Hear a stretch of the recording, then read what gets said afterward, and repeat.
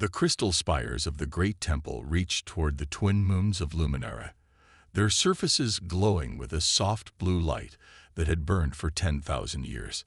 Sister Lyra stood at her post, her silver robes flowing in the gentle breeze as she performed her daily ritual of crystal maintenance. Her luminescent skin cast faint shadows on the temple floor as she moved from crystal to crystal, her long fingers hovering just inches away from their surfaces. "The sacred energy must remain pure," she whispered the ancient words, her purple eyes reflecting the crystal's glow. "As it was in the beginning, so shall it be until the end." The other sisters of the celestial order moved silently through the temple's vast chambers, each attending to their duties with the same careful precision they had maintained for generations. Their order had kept the crystal matrix running, protecting their world from the harsh radiation of their solar system's unstable sun. But today was different. For the first time in the Order's history, visitors from another world would enter their sacred space. Humans had finally reached Luminara.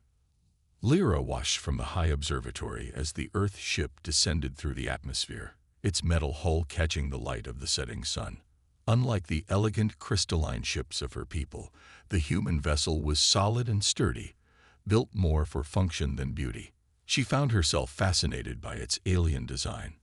"Sister Lyra," Mother Vanna's voice echoed in the chamber, "you should be preparing the purification chambers, not watching these outsiders." Lyra turned and bowed deeply to her superior. "Forgive me, Mother. I was merely ensuring they followed the designated flight path." Mother Vanna's expression softened slightly. "Your dedication to duty is noted, but remember our ways. 10,000 years of isolation has kept our energy pure, our crystals strong. These humans bring change, and change is a threat to stability." "Yes, Mother." Lyra bowed again, but as she walked past the window, she couldn't help stealing one last glance at the landing ship. The diplomatic reception was held in the outer chamber of the temple, far from the sacred core where the most powerful crystals hummed with energy. Lyra stood with her sisters, maintaining a perfect formation as the human delegation entered. Their heavy boots echoed on the crystal floor, such an alien sound in their silent temple. The leader of the human group stepped forward. "I am Captain James Miller of the Earth Diplomatic Corps. We come in peace and friendship." His voice was deep and warm, so different from the whispered tones of the sisters. Lyra observed him carefully. While her people were tall and slender with luminescent skin and delicate features, he was solid and strong-looking. His skin was a rich brown, and his eyes were dark and expressive. She had never seen anything like him. Mother Vanna spoke for the order. "We welcome you to the Temple of Eternal Light, though we must insist you maintain proper distance from our sisters and the sacred crystals. Our laws forbid contact with those not of the order." Captain Miller nodded respectfully. "We understand and will honor your customs." His eyes scanned the assembled sisters, and for a brief moment, they met Lyra's gaze. She felt an unexpected warmth in her chest and quickly looked away. Later that night, as Lyra attended to the crystals in her section of the temple, she noticed something strange. The crystal nearest to where the humans had stood seemed to pulse with a slightly different rhythm, its light a fraction brighter than before. She reached out with her senses, as she had been trained to do, and felt an unfamiliar energy pattern. "Impossible," she whispered to herself. The crystals had always responded only to the pure energy of the sisters. Yet here was evidence of something new, something different, something that, according to 10,000 years of teaching, should not exist. Lyra looked toward the diplomatic quarters where the humans were staying. For the first time in her life, she felt something she had been taught never to feel: curiosity about the outside world, and a strange longing to understand these visitors who had traveled across the stars to reach them. She knew she should report the crystal's reaction to Mother Vanna, but something held her back. Instead, she made a note in her private log and resolved to watch more carefully. After all, observation was part of her sacred duty, even if she was observing something that challenged everything she had ever been taught to believe. 3 days after the humans' arrival, Mother Vena made an announcement that sent ripples of surprise through the order. Sister Lyra will guide the human delegation during their stay, she declared during morning prayers. Her knowledge of the crystal matrix makes her best suited to answer their questions while maintaining proper distance. Lyra's heart raced beneath her calm exterior. She had not expected this honor, or this test. The other sisters turned to look at her, their expressions a mixture of concern and curiosity. That afternoon, she led Captain Miller and 2 other humans through the public sections of the temple. Their footsteps echoed off the crystal walls, a strange counterpoint to her own silent glide. The crystals respond to the energy of living beings, Lyra explained, keeping her voice steady despite her nervousness. For 10,000 years, the sisters of our order have maintained their purity through isolation and dedication. Captain Miller walked closer to one of the smaller crystals, his face reflected in its smooth surface. Fascinating. On Earth, we have similar crystalline structures, but nothing of this scale or sophistication. He turned to look at her, and Lyra noticed how the crystal's light made his eyes shine. Do they ever react to non-sisters? That would be impossible, Lyra said automatically, then remembered the strange readings she had noticed. Or, it was thought to be impossible. One of the other humans, a scientist named Robert, pulled out a small device. May I take some readings? Non-invasive, of course. Lyra hesitated.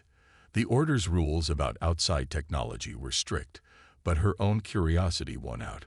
Briefly, she said, but please maintain proper distance. As Robert worked, Captain Miller asked more questions about the Order's history.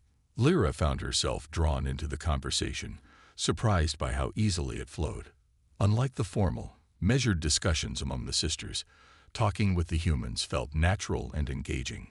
Your dedication to protecting your world is admirable, Captain Miller said. But doesn't isolation limit understanding? On Earth, we've found that different perspectives often lead to new discoveries. Before Lyra could respond, Sister Maya appeared at the corridor's entrance. Sister Lyra, Mother Vena requests your presence. Her tone carried a note of disapproval. In Mother Vena's chamber, the air felt heavy with tension.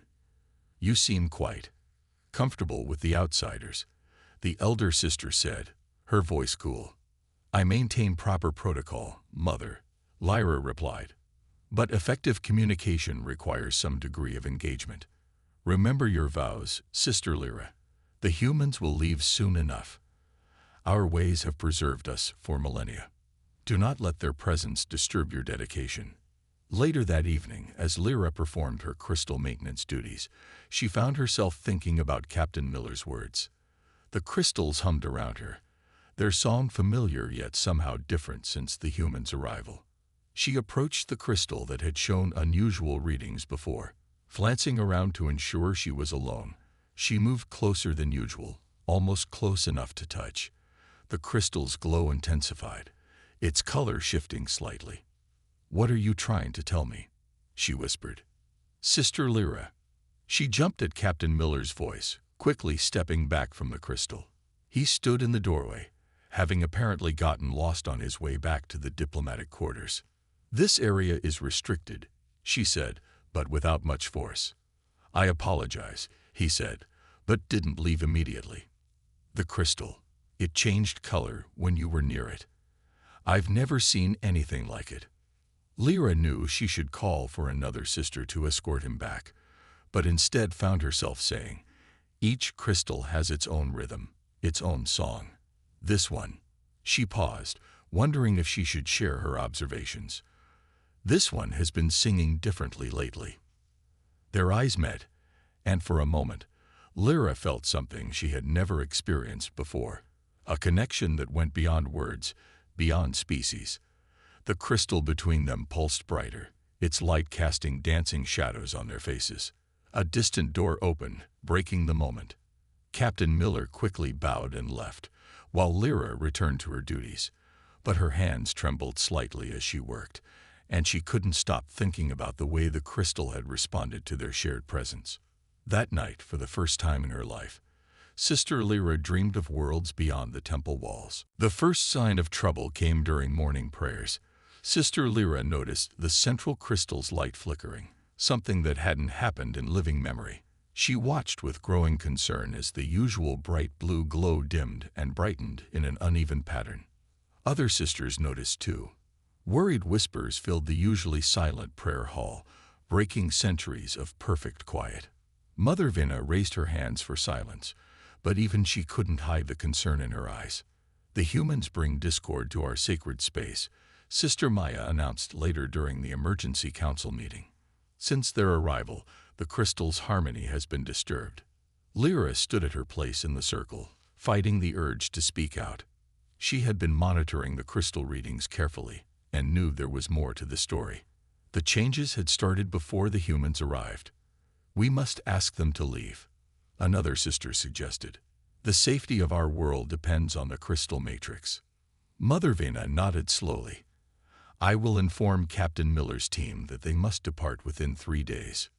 "Wait," Lyra said, breaking protocol by speaking without being asked. All eyes turned to her. "The crystals aren't rejecting their presence. They're responding to it. Different doesn't always mean wrong." The chamber erupted in shocked murmurs. No one questioned the council's decisions, especially not a younger sister. "You overstep, Sister Lyra," Mother Vina warned. "Perhaps your time with the humans has affected your judgment." Before Lyra could respond, a loud crack echoed through the temple. The sound was followed by a wave of gasps as the main crystal chamber's lights dimmed significantly. In the chaos that followed, Lyra ran to check the readings in her section. The numbers confirmed her fears. The entire crystal matrix was losing power. Without it, their world's protective shield would fail, exposing them to their sun's deadly radiation. "Sister Lyra." She turned to find Captain Miller standing in the doorway, his face grave. "The dimming is visible even from our quarters," he said. "We're prepared to leave if our presence is causing this, but—" He hesitated. "Our instruments suggest the problem lies deeper." Lyra glanced around to ensure they were alone. "You're right.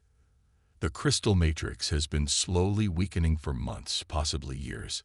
The changes were too subtle to notice at first. Let us help," he offered. "Earth has experience with similar energy systems. Different, yes, but the principles might apply." "The Order would never allow outside interference with the sacred crystals," Lyra said, but even as she spoke, another crystal dimmed nearby. Captain Miller stepped closer, still maintaining proper distance but speaking urgently. "Your world's safety is at stake. Surely that matters more than tradition." Before Lyra could answer, Mother Vina's voice rang out. "Captain Miller, you are not permitted in this area." She swept into the room, her silver robes shimmering despite the dimmed lights. "In fact, in light of recent events, your delegation must leave immediately, not in 3 days." "Mother Vina," Miller began, "we only want to help." "Your help is neither needed nor wanted," she replied coldly. "Our order has maintained the crystals for 10,000 years. We will solve this ourselves." As if in response to her words, another crack sounded, and more lights flickered. This time, Lyra saw something in a crystal pattern she had never noticed before. Ancient writing, visible only when the power dimmed. "Mother," she said quickly, "look at the markings." But Mother Vina was already turning away. "Escort Captain Miller back to his quarters, Sister Lyra. Then report to the meditation chamber for reflection on your actions." As they walked through the darkening corridors, Lyra made a decision. "Meet me at the ancient archives at midnight," she whispered to Miller. "I saw something in those crystals, writing that might explain what's happening." Miller nodded slightly, understanding the risk she was taking. Around them, the temple's lights continued to dim, and in the distance, another crack echoed through the sacred halls. The ancient archives lay deep beneath the temple, where crystal light barely reached.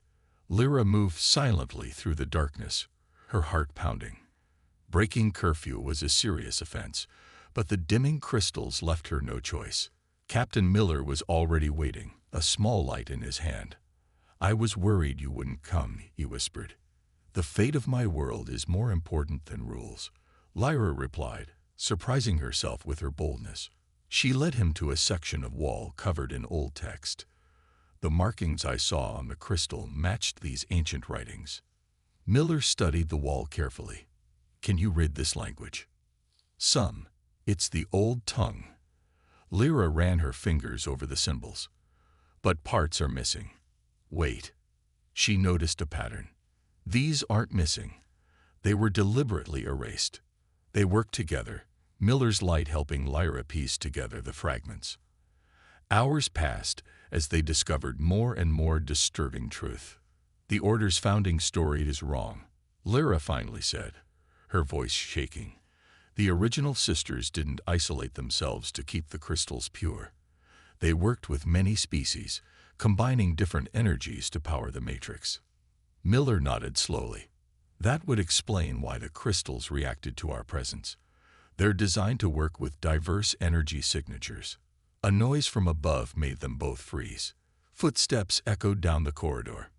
Quick, Lyra whispered, pulling Miller into a small alcove. They pressed close together in the tight space, barely daring to breathe.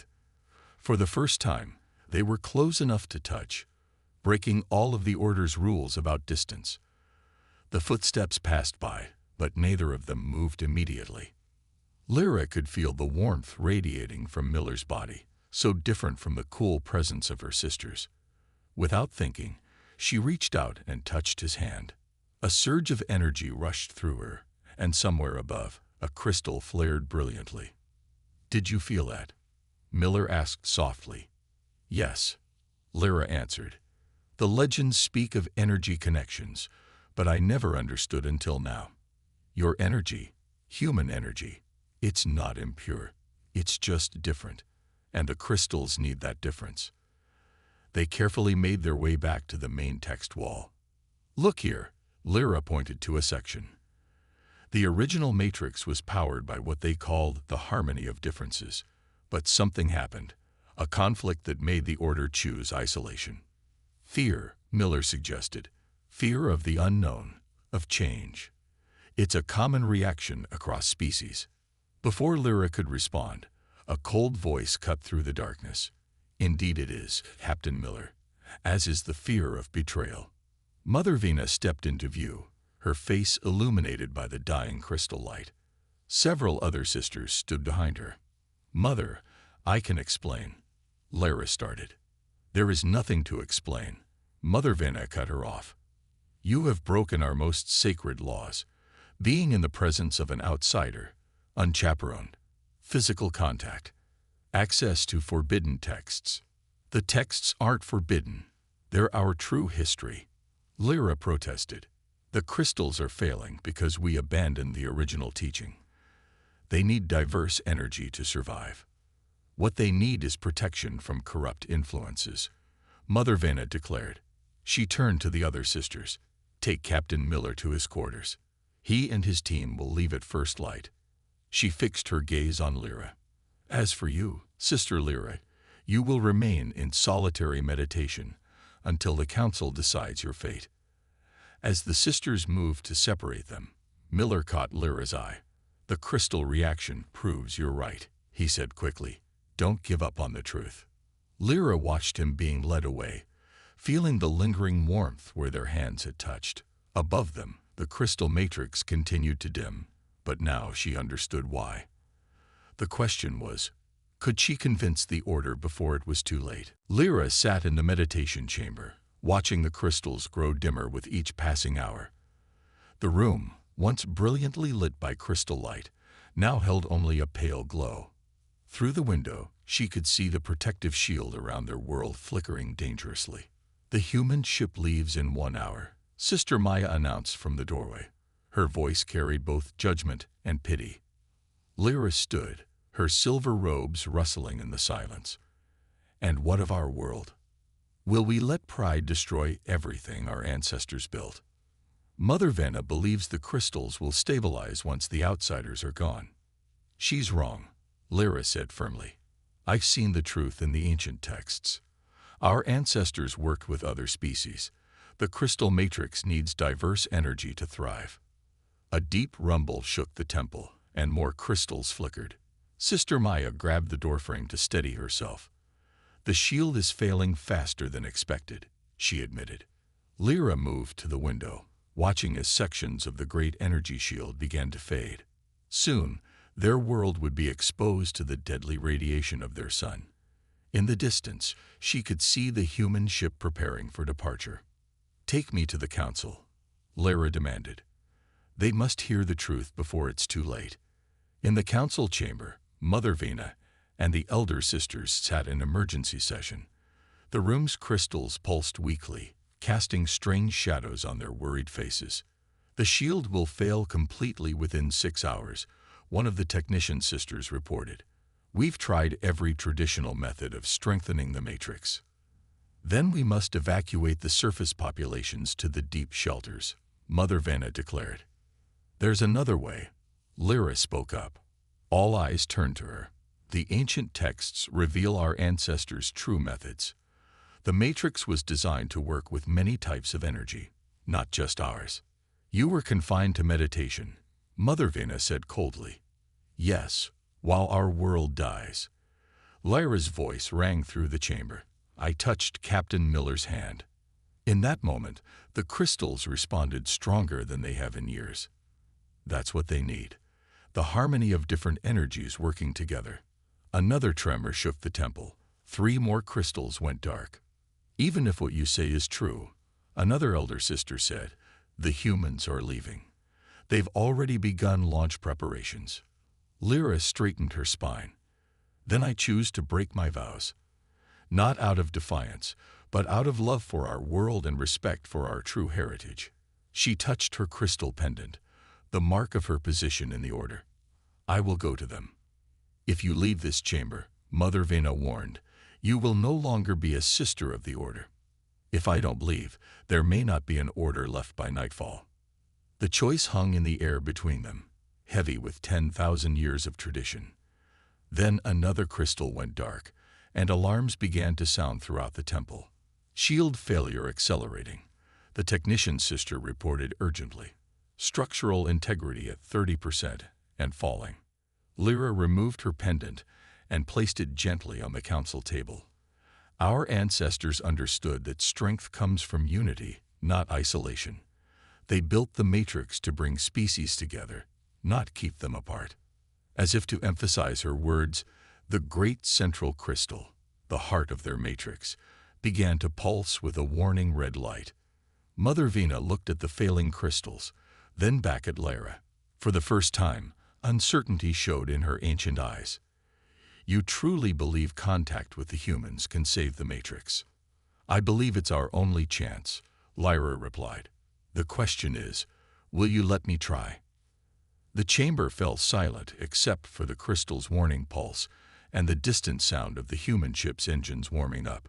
Time was running out, and Lyra knew that whatever choice was made in the next few moments would change their world forever. Mother Vena's silence lasted only moments, but to Lyra it felt like eternity. Finally, the elder sister spoke. "Go, but understand that the consequences of failure will affect our entire world." Lyra ran. Her bare feet made no sound on the crystal floors as she raced through the dimming corridors. Behind her, she heard Mother Vena ordering the temple evacuated. Around her, the great crystals continued to fail, their light fading like dying stars. She burst out of the temple into the morning air. The human ship stood on the landing pad, its engines glowing as it prepared for takeoff. The shield above flickered dangerously, letting through flashes of the deadly radiation their sun produced. "Stop," she shouted, running toward the ship. "Captain Miller." The ship's engines were too loud. She wouldn't reach them in time. Then she saw him. Miller stood at the base of the boarding ramp, speaking with his crew. He turned at the sound of her voice. "The shield is failing," she called out. "We need your help."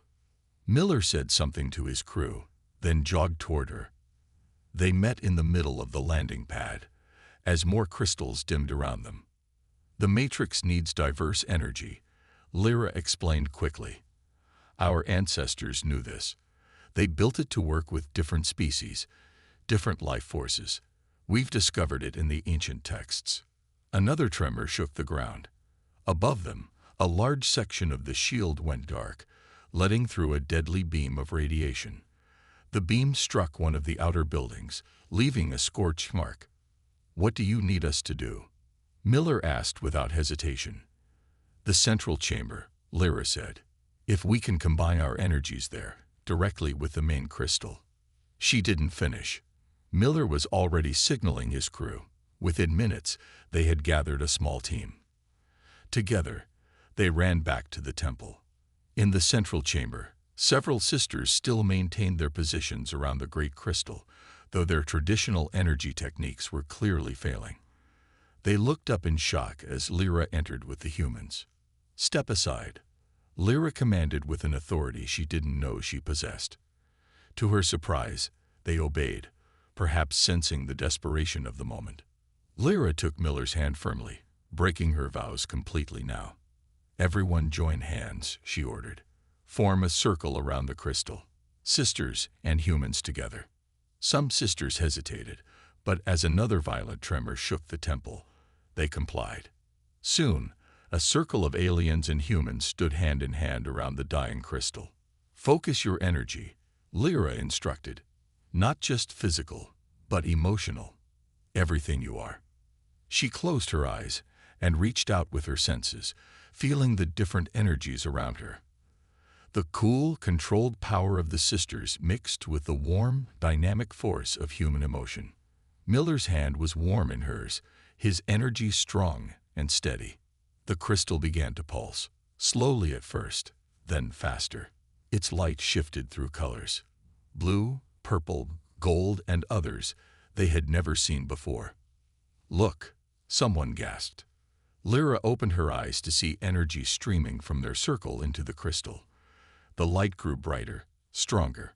The crystal's song changed, becoming richer, more complex, as it absorbed the combined energy of two species working as one.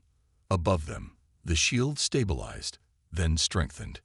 The deadly radiation was blocked once more. Throughout the temple, other crystals began to brighten, their light now carrying hints of new colors. "Mother Vena," one of the younger sisters called out. Lyra turned to see the Order's leader standing in the doorway, watching the scene before her. The elder sister's face showed a mixture of emotions: shock, wonder, and perhaps a touch of understanding. "So it was true," Mother Vena said softly. "All this time, we misunderstood.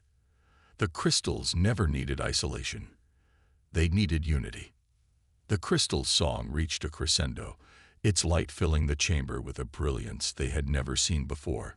In that moment, Lyra knew that nothing in their world would ever be the same again. 1 month after the Crystal Crisis, the great temple of Luminara looked very different.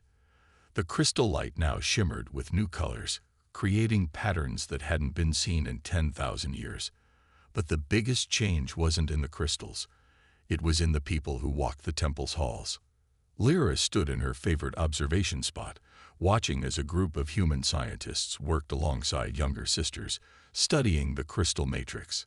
Her silver robes were now trimmed with blue, the new mark of a bridge sister, those who worked directly with other species. "The latest readings are remarkable," Captain Miller said, joining her at the window. He no longer needed to maintain the old distance rules, though both species still treated the temple with proper respect. "The shield is stronger than our instruments can measure. The crystals are happy," Lyra said simply. She had learned that humans sometimes found her people's way of speaking about the crystals amusing, but Miller always understood. They're singing songs they haven't sung in millennia. Below them, Mother Vena was leading a tour of diplomatic visitors from 3 other worlds. The Order's leader had surprised everyone with how quickly she'd adapted to the changes, once she'd accepted them as necessary. "We found more records in the ancient archive," Lyra continued. "Our ancestors had connections with dozens of species. Each brought their own energy, their own songs to the crystal matrix." She turned to look at Miller. "They believe that true strength comes from harmony, not isolation." "Your ancestors were wise," Miller said.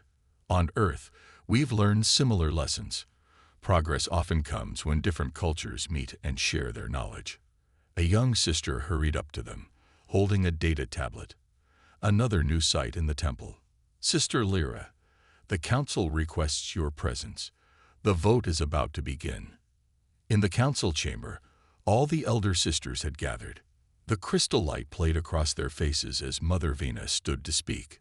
For 10,000 years, we believed isolation protected our sacred knowledge, she began. We were wrong. Today we vote on the Future Paths Act, which will formally change the Order's laws to embrace connection with other species, as our ancestors intended. The vote was unanimous. As the sisters pressed their hands to the crystal pillars to record their choices, the matrix hummed with approval, sending waves of colorful light through the temple. Sister Lyra, Mother Vena called out, "Step forward." Lyra moved to the center of the chamber, remembering how differently things had gone the last time she stood there. Your bravery in breaking our old ways saved not only our world, but our order itself, Mother Vena said. The council has decided to create a new position, first speaker for interspecies unity. We ask you to take this role. Lyra felt tears in her eyes as she accepted. The crystal song swelled around them, and she felt its joy matching her own. Later, she stood with Miller in the temple gardens, watching their twin suns set. The shield above them shimmered with new strength, its pattern more complex and beautiful than ever before. Earth has approved a permanent diplomatic mission here, Miller told her. I'll be staying as chief liaison, if that's acceptable to the Order. Lyra smiled. The crystals already knew you would stay. Listen. They stood quietly, and Miller's eyes widened as he began to hear what she meant.